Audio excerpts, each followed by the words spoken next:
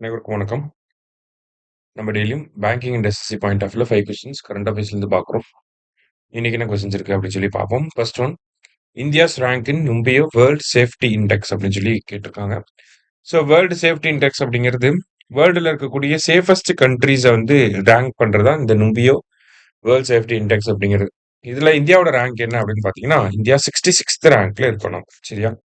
அடுத்தது, who releases the notification regarding the resignation of vice president அப்படின்னு சொல்லி கேட்டிருக்காங்க.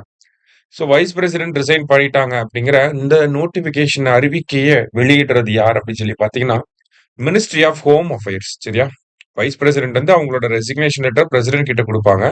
இதை பத்தின நோட்டிபிகேஷனை ரிலீஸ் பண்றது யாருன்னா மினிஸ்ட்ரி ஆஃப் ஹோம் அஃபேர்ஸ். அடுத்தது, choose the correct statements.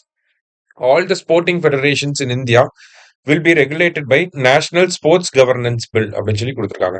So நேற்று நேஷனல் ஸ்போர்ட்ஸ் கவர்னன்ஸ் அப்படின்னு சொல்லி ஒரு பில்ல வந்து டேபிள் பண்ணியிருக்காங்க பார்லிமெண்ட்ல.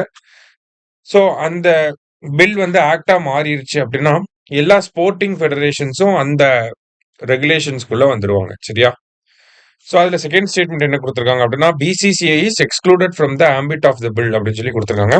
ஆக்சுவலி பிசிசிஐ எக்ஸ்க்ளூட் ஆகல. எல்லா ஸ்போர்ட்டிங் ஃபெடரேஷன் அப்படிங்கிறப்ப இன்க்ளூடிங் பிசிசிஐ தான். சரியா? இப்போ செகண்ட் ஸ்டேட்மெண்ட் தப்பு, ஃபர்ஸ்ட் ஸ்டேட்மெண்ட் மட்டும் தான் இங்கே கரெக்ட்.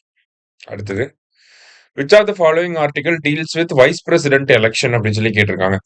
ஸோ வைஸ் பிரசிடென்ட் வந்து ரிசைன் பண்ணிட்டார். இப்போ நெக்ஸ்ட் வைஸ் பிரசிடென்ட் நம்ம செலக்ட் பண்ணோம் இல்லையா?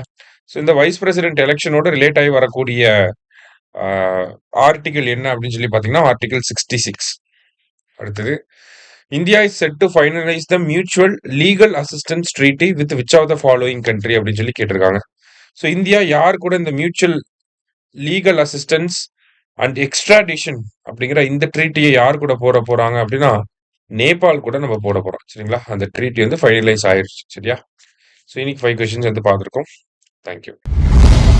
சுரேஷ் IAS அகாடமி, வெற்றியின் முகவரி.